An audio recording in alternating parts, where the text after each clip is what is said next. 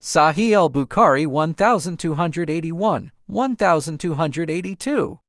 Narrated Zainab bint Abi Salama. I went to Habiba, the wife of Prophet, who said, I heard the Prophet saying, it is not legal for a woman who believes in Allah and the last day to mourn for any dead person for more than 3 days, except for her husband, for whom she should mourn for 4 months and 10 days. Later I went to Zainab bint Jahsh when her brother died. She asked for some scent, and after using it she said, I am not in need of scent, but I heard Allah's Messenger saying, it is not legal for a woman who believes in Allah and the last day to mourn for more than 3 days for any dead person except her husband, for whom she should mourn for 4 months and 10 days. Sahih Al-Bukhari 1283. Narrated Anas bin Malik. The Prophet passed by a woman who was weeping beside a grave. He told her to fear Allah and be patient. She said to him, Go away, for you have not been afflicted with a calamity like mine. And she did not recognize him. Then she was informed that he was the Prophet. So she went to the house of the Prophet, and there she did not find any guard. Then she said to him, I did not recognize you. He said, Verily, the patience is at the first stroke of a calamity. Sahih Al-Bukhari 1284. Narrated Usama bin Zayd.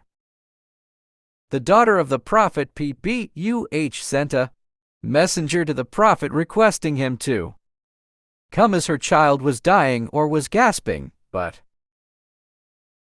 the Prophet returned the messenger and told him to convey his greeting to her and say, Whatever Allah takes is for him, and whatever he gives is for him, and everything with him has a limited fixed term in this world, and so she should be patient and hope for Allah's reward. She again sent for him, swearing that he should come. The Prophet got up, and so did Sa'di bin Ubadah, Mu'ad bin Jabal, Ubay bin Zayd bin Thabit, and some other men. The child was brought to Allah's messenger while his breath was disturbed in his chest. The sub-narrator thinks that Usama added, as if it was a leather water skin. On that the eyes of the Prophet P.B.U. started shedding tears. Sa'di said, O Allah's messenger, what is this? He replied, It is mercy which Allah has lodged in the hearts of his slaves, and Allah is merciful only to those of his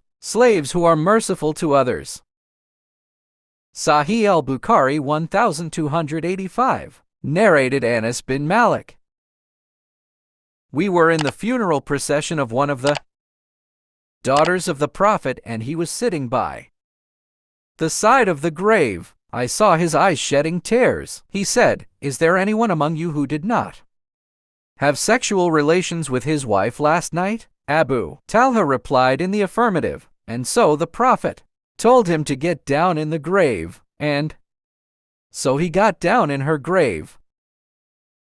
Sahih Al-Bukhari 1286. Narrated Abdullah bin Ubaydullah bin Abi Mulaika, one of the daughters of Uthman, died at Mecca. We went to attend her funeral procession. Ibn Umar and Ibn Abbas were also present. I sat in between them, or said, I sat beside one of them. Then a man came and sat beside me. Abdullah bin Umar said to Amr bin Uthman, Will you not prohibit crying, as Allah's Messenger has said, the dead person is tortured by the crying of his relatives? Ibn Abbas said, Umar used to say so. Then he added, narrating, I accompanied Umar on a journey from Mecca till we reached Al-Baida. There he saw some travelers in the shade of a samura, a kind of forest tree. He said to me, Go and see who those travelers are. So I went and saw that one of them was Suhaib. I told this to Umar, who then asked me to call him. So I went back to Suhaib and said to him, Depart and follow the chief of the faithful believers.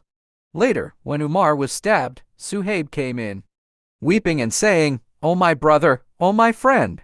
On this Umar said to him, O Suhaib, are you weeping for me? While the Prophet said, The dead person is punished by some of the weeping of his relatives. Ibn Abbas added, when Umar died, I told all this to Aisha, and she said, may Allah be merciful to Umar. By Allah, Allah's Messenger did not say that a believer is punished by the weeping of his relatives, but he said, Allah increases the punishment of a non-believer because of the weeping of his relatives. Aisha further added, the Quran is sufficient for you to clear up this point, as Allah has stated, no burden soul will bear another's burden. 35:18. Ibn Abbas then only said, Allah makes one laugh or cry. Ibn Umar did not say anything after that. Sahieh Al-Bukhari 1289. Narrated Aisha, the wife of the Prophet, once Allah's Messenger passed by the grave of a Jewess whose relatives were weeping over her. He said, they are weeping over her and she is being tortured in her grave. Sahih Al-Bukhari 1290. Narrated Abu Burda,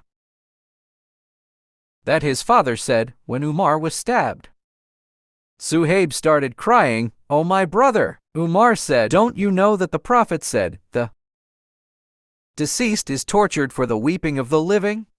Thanks for watching. Subscribe my channel for more videos.